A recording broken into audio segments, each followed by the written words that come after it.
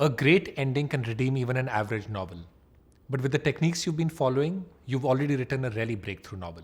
You're now on the verge of creating something truly iconic. In this section, I'm going to give you some ideas to create a stunning ending. But unlike the other sections, I'm not going to be very prescriptive here.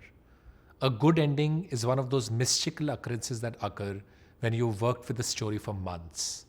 So you can't reduce it to a formula. All I'll request you is to cross-reference your ending with these questions to make sure you're pushing the novel to be as legendary as it can be. First question, is your ending surprising yet believable? Debut novelists often make an ending surprising by adding unexpected events at the end of the book. This breaks the fictive dream. The ending is a logical progression of the book, so make sure there is a certain inevitability to it. Like in The Catcher in the Rye, you are surprised that Holden stays on in New York, but it's also inevitable because he loves his little sister, and that bond has been well established in the book. So the protagonist can make a surprising choice in the end, but it's consistent with who the protagonist is. A surprising event may occur, but it's been seeded in the book, and the events in the story build towards it. Don't pull a surprise out from nowhere. Second question, has your protagonist learnt a new lesson? If you recall, our ending comes after the all is lost moment in the middle. The protagonist has used everything he had to resolve the conflict but failed. He or she thinks the story is over. But then a new circumstance, a new event occurs, and he learns a new lesson that is a combination of everything he's experienced in the story and then a special something. So what is that new lesson? What makes him or her learn that lesson? How is it a combination of everything that has been learned, yet just a little different, a little deeper? Answer these questions and you'll get to a deep, emotionally resonant end. Third question, does your ending have a shadow of the beginning in it?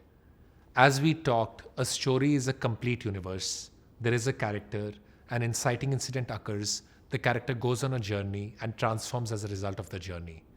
One way to depict the transformation is to show the protagonist's reaction to an event or a character from the beginning in the end to show how much he or she has transformed.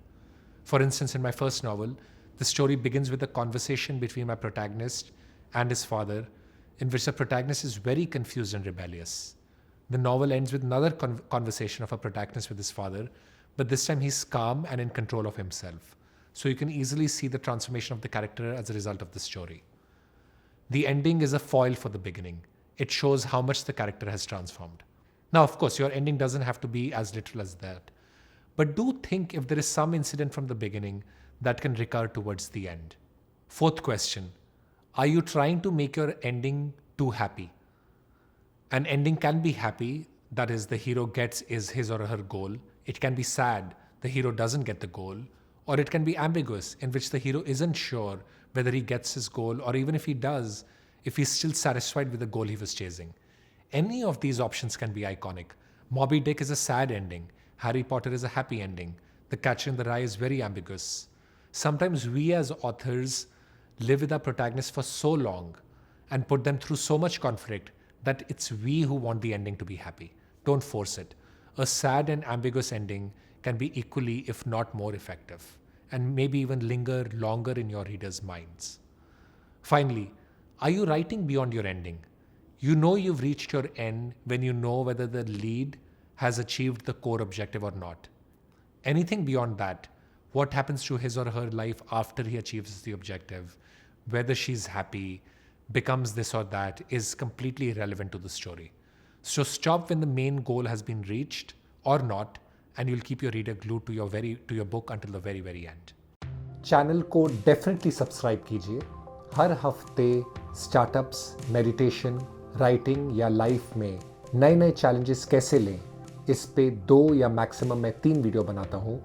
Subscribe कीजिए ताकि आपको सबसे पहले access मिले।